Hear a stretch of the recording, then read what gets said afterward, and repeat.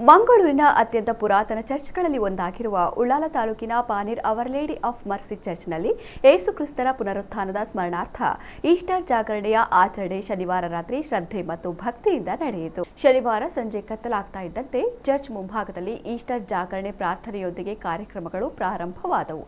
ಚರ್ಚಿನ ಧರ್ಮಗುರು father Victor ಡಿಮಿಲ್ಲೋ ಅವರು ಕತ್ತಲೆಯ ಮೇಲೆ ಬೆಳಕಿನ ವಿಜಯವನ್ನ ಸೂಚಿಸುವ ಈಸ್ಟರ್ ಕ್ಯಾಂಡಲ್ ಆಶೀರ್ವದಿಸಿ ಬೆಳಗಿಸಿದರು.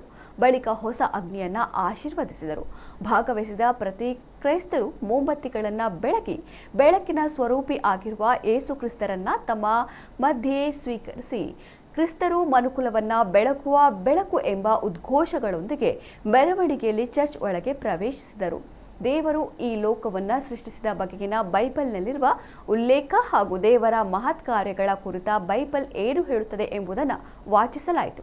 ಬಳಿಕ ಪವಿತ್ರ ಜಲದ ಆಶೀರ್ವಾದ ಪಡೆದು ಭಾಗವಹಿಸಿದ್ದ ಕ್ರೈಸ್ತ ವಿಶ್ವಾಸಿಗಳು ತಮ್ಮ ದೀಕ್ಷಾ ಸ್ನಾನದ ಪ್ರತಿಜ್ಞೆಯನ್ನ ನವೀಕರಣ ಮಾಡಿದರು. ಬಳಿಕ ನಡೆದ ಸಂಭ್ರಮದ ಬಲಿಪೂಜೆಯನ್ನ ಅತಿಥಿ ಗುರು ಫಾದರ್ ಮುಲ್ಲರ್ ಆಸ್ಪತ್ರೆಯ ಫಾದರ್ ಜಾನ್ ವಾಸ್ ಅವರು ಪ್ರವಚನದಲ್ಲಿ ನೀಡಿದರು.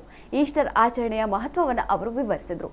ಪಾನೀರ್ ಚರ್ಚ್ನಲ್ಲಿ ಕಳೆದ 6 ತಿಂಗಳಿನಿಂದ ವಿವಿಧ ಸೇವೆಗಳನ್ನು ಸಲ್ಲಿಸುತ್ತಿದ್ದ ಡಿಯಾಕಾನ್ ಜೀವನ್ ಡಿಸೋಜಾ ಅವರನ್ನ ಅಭಿನಂದಿಸಲಾಯಿತು.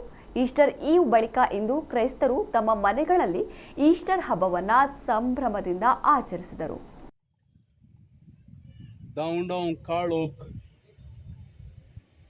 Egyptant faraव्याच्या गुलामपणातून सुटका मिळवल्याचं उघडास काढ. Apre Christa somos